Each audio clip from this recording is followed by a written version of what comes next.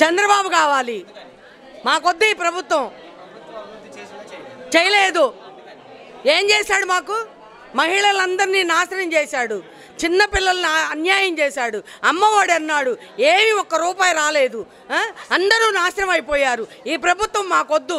నీళ్లు లేక ఇబ్బందులు పడుతున్నారు, నానా అవస్థలు, పంటలు లేక, వాటర్ లేక. ఏం చేశాడు మాకు?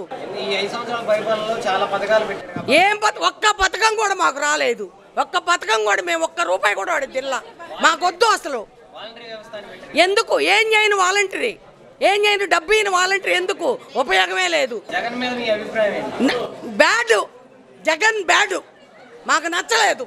మాకొద్దు జగను. బ్రహ్మశాంతి చంద్రశేఖర్ గారు రావాలి, గెలవాలి.